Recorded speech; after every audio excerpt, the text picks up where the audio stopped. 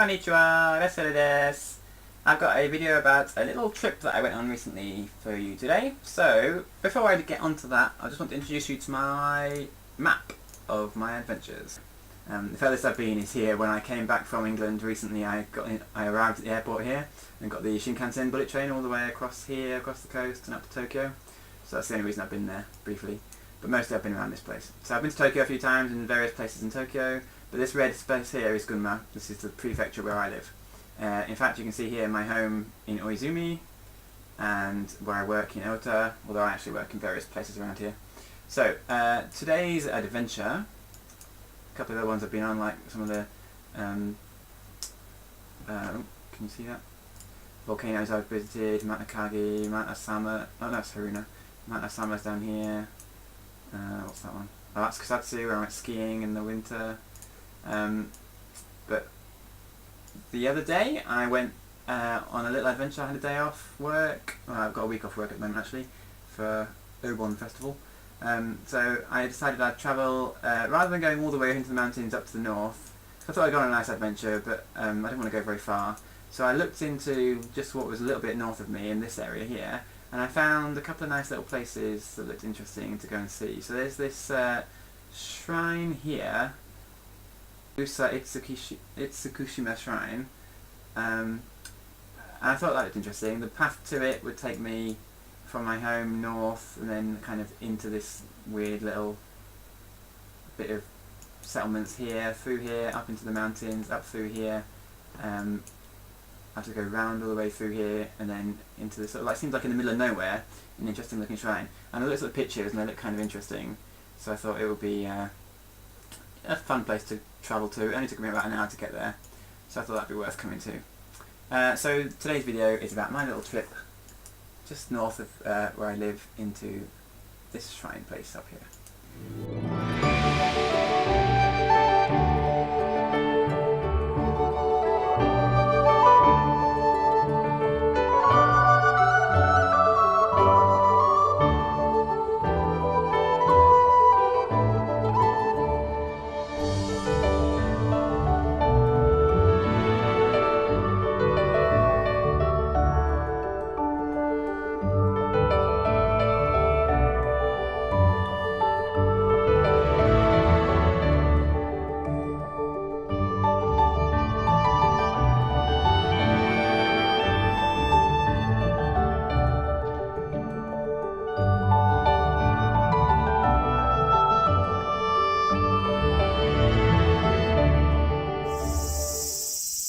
Come out into the middle of nowhere. Got no signal on my phone, first time in a while. No internet, no 4G, so I've got no GPS. I do have a map loaded from when I was driving still, but I can't like live update it or anything. So I'm not even sure what the name of this place is, but it's the middle of summer. It's August 9th or 10th today, I think, maybe 11th. I think this is a toilet. I was wondering what this little building was. I think it's just a loo, yeah. Japanese style toilet, but there's no one in here.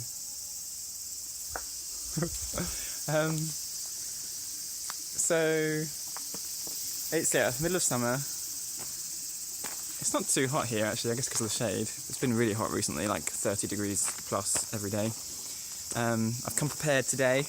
I've got from this like a little bit of an explore with the temperatures being what they are. Got my hat in case it's sunny and I'm getting hot head or sunburned, although there's shade, I probably not need it. Got my hiking shirt, which is like breathable, not like cotton or wool or whatever, don't know what it's made of. Got my shorts. First time I've worn shorts for probably about 10 years. This week specifically is Obon Festival, which is like a historic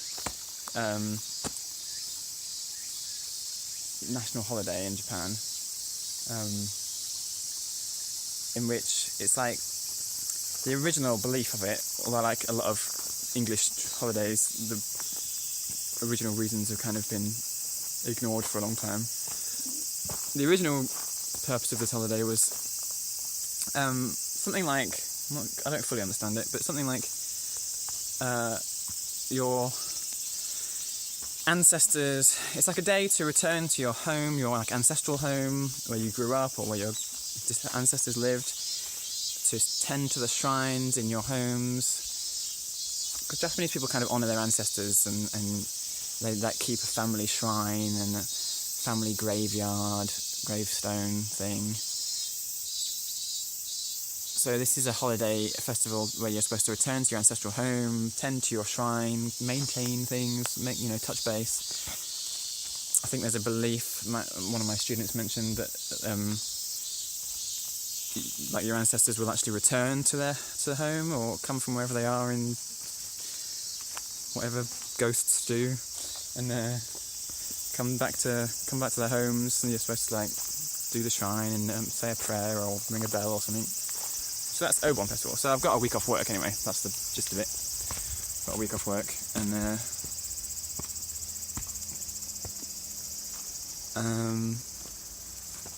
it's a weird place. So I've come to this. I mean, it's really hot, so exploring is difficult. I don't want to get overheated, but I thought I'd better use my week off to do something. So I've come to this random place.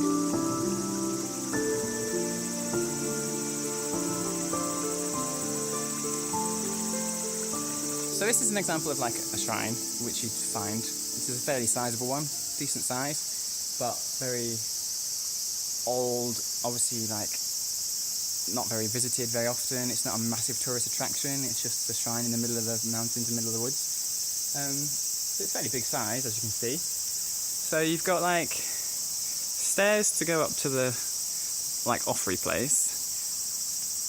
You've got this bell attached to a string rope that you like shake the rope, it hits the bell and rings the bell. That like, I don't know, I've got no idea what the significance of it, what the meaning of it all is, but I've seen Japanese people do it at many shrines. It's like a sort of little ritual you do. So you walk up to the offering thing. I think you're supposed to like throw some coins into that box, ring the bell, they clap their hands twice or something, do a little bow, and then stand there for a second. I think they're supposed to be like sending a wish or something to their ancestors, or a prayer to their ancestors. If you look inside, you can't go inside, but you can look inside. It's a bit plain, I think. So through there, here is the actual shrine.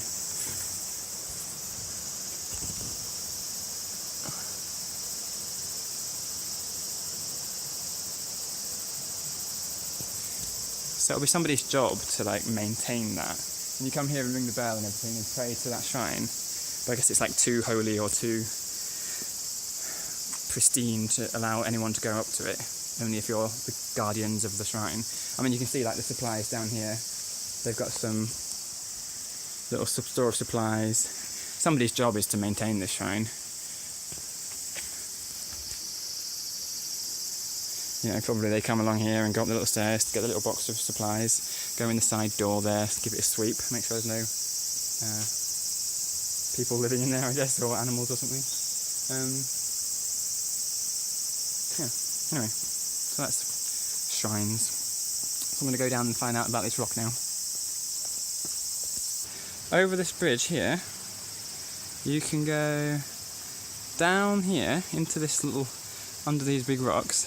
There's like a cavey thing here, and you can go all the way through there, squeeze underneath a little crack, A bit like when I went to Crowden with Swallownest Primary School kids. We went weaseling and I got stuck under a rock and had like a frightful experience. I'm a bit claustrophobic.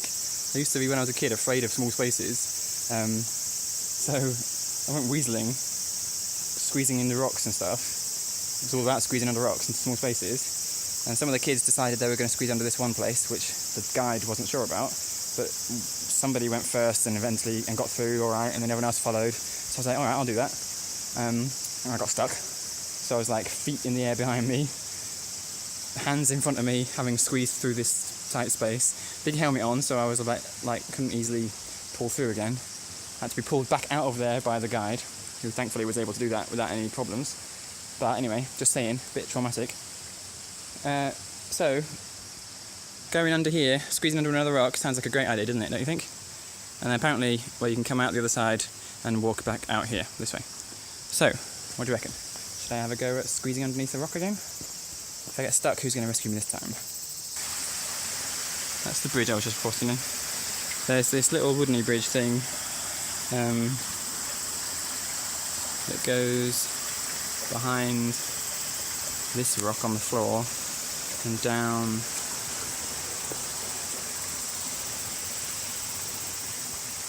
between these two rocks.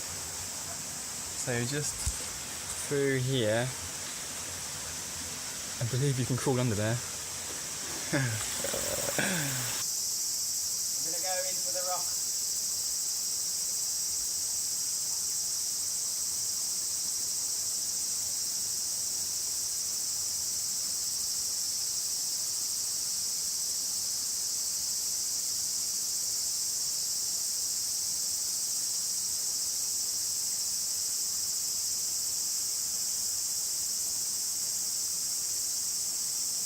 So this is the other side of that rock. And actually, if you go under here, it's pretty...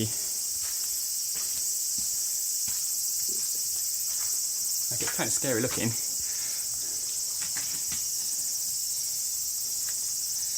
You're in the middle of this, underneath this giant rocks all stuck together, but it's actually quite straightforward to get through. There's loads of room here, kind of scary, but then you just go through there. It's not that difficult. No biggie. No biggie.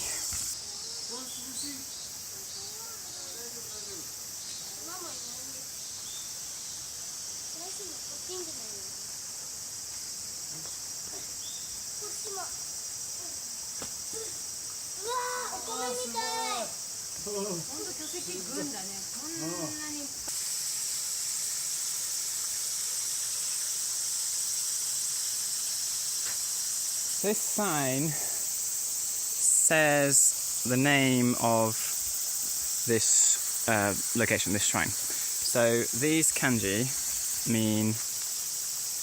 I'm confused about these two. This means name or famous.